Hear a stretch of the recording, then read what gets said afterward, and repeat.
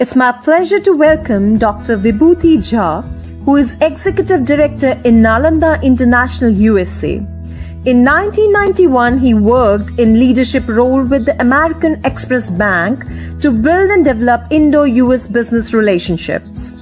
He obtained his undergraduate degree with majors in economics and minors in politics and psychology from Fergusson College, Pune, and his master's is in economics. He got his inclination towards understanding of Indian culture, its rich tradition, values, and Vedic heritage. He participated in the PBS Live program on Asian Indians in America, speaking on Indian culture, traditions, and values. He is a committed practitioner of transcendental meditation for the past 30 years. So please welcome Dr. Vibhuti Jha. I was very humbly introduced in many laudable words, and I'm very happy to be here. He mentioned about my last year's speech, and I'm very delighted that he remembered that. This is the important lesson in life. So happiness, happiness through consciousness, happiness through peace. So how many of you are happy just now, if I may ask? Raise your hands. Oh, wonderful. I'm very happy too, but I'm also very unhappy at the same time. You know why I'm unhappy? So many chairs are empty. The reason for that I'm saying is, this is where the commitment matters. People who have come here, they must participate and be here, but they have the freedom of choice to do whatever they want. But let's talk about, I'm always a believer that I love those 30 people who are warriors and who are here than 300 people who are drinking beer somewhere else. You know, this is my famous statement. Let's deal with the warriors, let's encourage the warriors, and let's fight on together. So what I wanted to share today with you, that gross domestic product is on one hand, gross domestic happiness is on the other hand. Just remember one thing, just because America has a $30 trillion economy, not everybody is a $30 trillion economy. Everybody is contributing his or her tiny bit to that. Likewise, in the happiness, gross domestic happiness, the country may be unhappy, but you may be very happy with that. So these are concepts that you have to keep in mind. That's all about you. Remember that part. It's all about you. It's not about anybody else. And the moment you begin to focus on that arena, that it's about me, my happiness, my integrity, my values, and you begin to live them, that's what gives you happiness. That's what is important for us to know. And the responsibility factor is very important. We all want to be happy. There is no doubt about that. But we can't always be happy. You know, if you are laughing all the time, people will say you are a mad guy. But what is important here is managing emotions. We are living in a natural world where every emotion is part of our life. Anger, frustration, unhappiness, these are all part of life. The most important part is, how do you deal with those emotions? How long do you remain upset with the problem? How long do you remain depressed with the problem, which is what causes stress?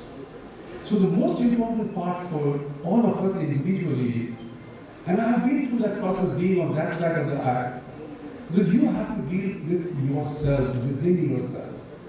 Good things will happen. Life comes in a very strange way at you. There is no doubt about that. Life comes at you. You have to know how to deal with it. Because if you do not know how to deal with it, then you will always get hit by that. So think about it as a simple example. If a bullet is fired, you can easily escape the bullet by just nodding your head. You know a very famous example of that, which happened in the US presidential election. Just a nudge of your head, the bullet was gone. Likewise, you can duck under the table to escape the bullet, or you take the bullet. What you have to remember, that everything that you do has a consequence. I was talking to Shaileshji in the morning, and he was telling me that he studied Bhagavad Gita, and that's a very important part.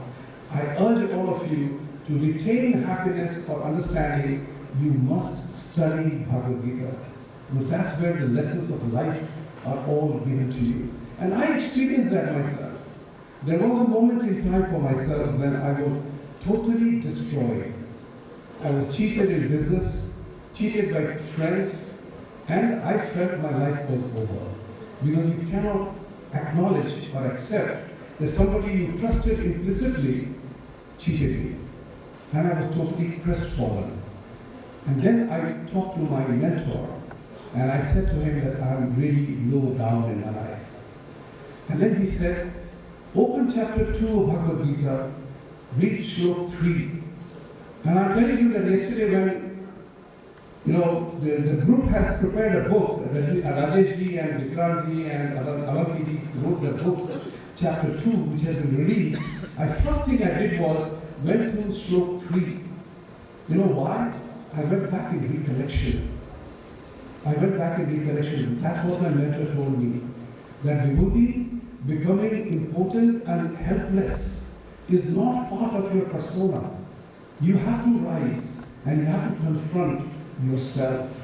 And I want to share this with you, that that's what changed my life. That one shlok from Bhagavad Gita, chapter 2, shlok 3. I want all of you to go and study that for the simple reason that helplessness comes to us every day, every time in our life. And we have to deal with our frustrations and unhappinesses all the time. There is a very important lesson in life. And if you say, I imbibe those lessons. See, there is a very simple thing. There is a book of quotations. You can read quotations all day long, but it will not matter to you at all. What matters is when you adopt one or two quotations in your life and make it as part of your own persona. I adopted two such quotations.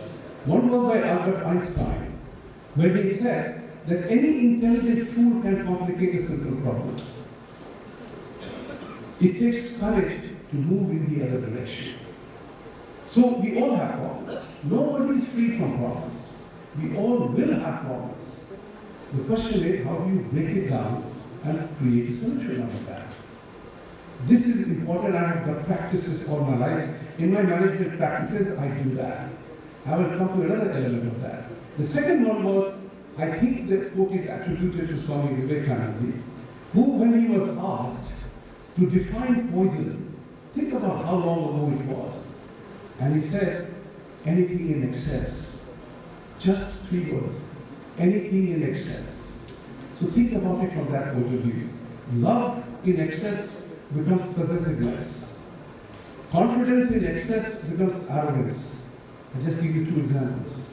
So begin to control your behavior in such a manner that you are never in the excessive arena of your own life and of your own behavior. I want to warn you when I'm done. There's no time is up. Because I love to talk and I will not stop. So that's the other part which is very important. So your personal responsibility, anything you wanted to do, you can do. That's what will give you happiness. The other lesson that I learned in my life, and I'm sharing that with you, is that in any behavior, in any relationship, draw a line. In any relationship. Friendship, professional, business, personal, father, son, daughter, wife, draw a line. This is a line you shall not cross. And that's what I told my son. You have full rights to disagree with me, you want, but never be disrespectful. That's the point which I am trying to say to you. So this is what I have been given. The warning is 2 minutes. This topic is very huge, but I wanted to talk to you about acquiring personal responsibility. Everything that happens to you, recognize one thing, you are responsible for that. Everything that happens. And the reason why I say that is because you are here by choice. You took a decision to be here. Some people flew 19 hours, some people flew 10 hours, some people drove here. You all took the responsibility to come here. You took your decision, you made your choice. Don't blame anybody else. Should you acknowledge that part in your relationships, things will become better. Finally, I will say one more thing. And that's very, very important for your personal happiness and your own welfare in life. Always remain highest level of integrity. That's the only thing in your life you control, your integrity. Whether somebody gives you a bribe, the choice and decision to take that bribe to do a job is yours. It's not his. He's making an offer. It's for you to reject that offer. That's what I did. That in as many years of my working life, I've never given anybody any penny to do my business, nor have I taken any penny from anybody or to do any favors. Never in my life.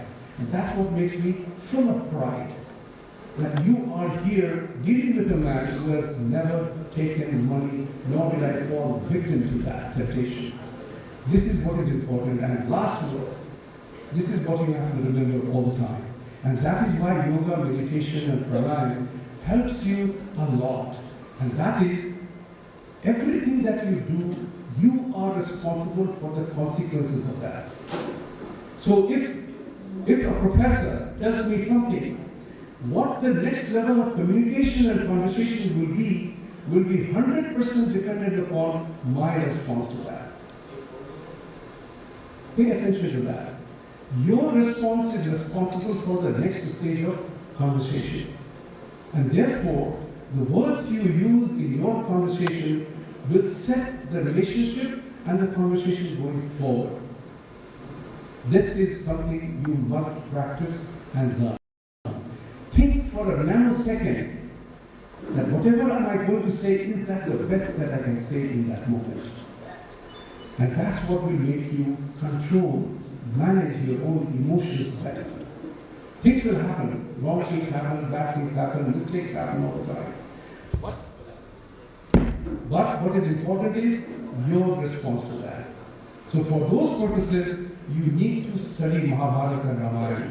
I want to tell you one last moment, that in chapter 18 of Bhagavad Gita, the entire success formula is already laid down by Bhagavan Krishna. It's already there. All management consultants follow those success formulas. So go back to Bhagavad Gita, read chapter 18, and see what Bhagavan Krishna has told Arjuna, how to succeed. It's all there in our text. So ladies and gentlemen, boys and girls, as Indian Airlines says all the time, go back to our text, study our literature, study our text, and follow them, analyze them. Because I believe in my as many years of experience, I go beyond intellectualization and theorizing a problem. I always say, if you do not act knowing what you know, then your all knowledge, intellect, and wisdom is wasted. So my call to you is act. Become who you are. Thank you very much. Thank you.